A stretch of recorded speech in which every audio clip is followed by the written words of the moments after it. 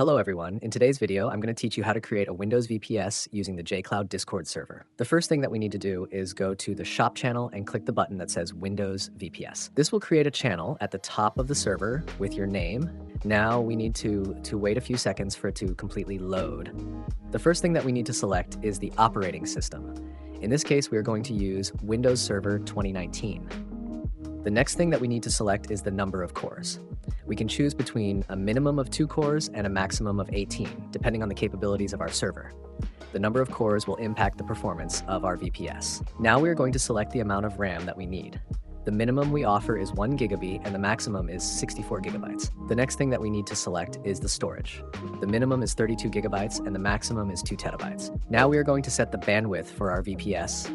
This will determine the internet speed that you'll get. Now we need to choose whether we want the extras or not. These will add an extra cost if you choose to use them. Later in the video, I'll explain what these extras do in case you decide to use them. Once all of this is complete, we can click the price button to see the total cost.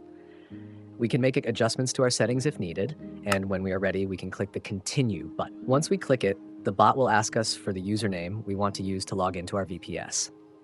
This username must be between 4 and 10 characters long and cannot contain special characters. Now we can write notes that we will receive.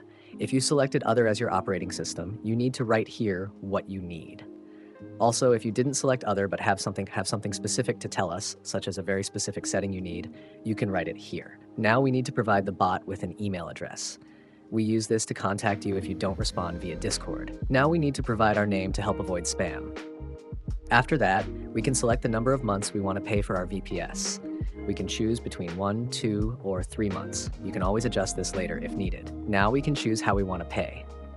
You can do it via PayPal or select Other if you don't want to use PayPal. In that case, you will need to submit a ticket explaining which payment method you want to use. Also, if you selected Other as your operating system, please do not make the payment until we reach out to you. Once you click the Yes button, we will receive a notification with the details of your order. This notification will be sent to the server owner and the admins. Once we receive the payment, we will accept the order. If we aren't online, you can submit the order and ping us. As soon as we see it, we will reach out to you so you can make the payment. When we accept the order, you'll receive the following message. Once the order is accepted, you'll need to wait between 1 to 5 minutes depending on the resources you selected.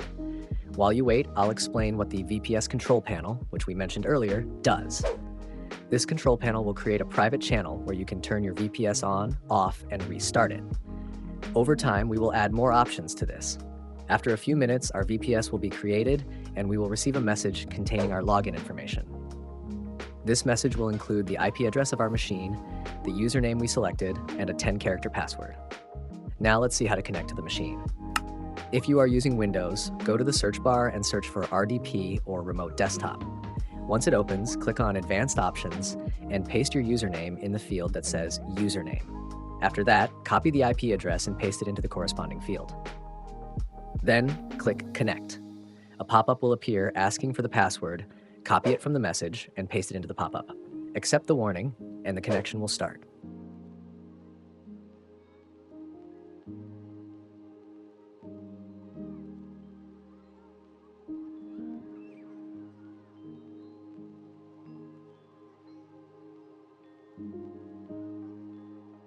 Now, as you can see, the resources we selected match the resources that our VPS has.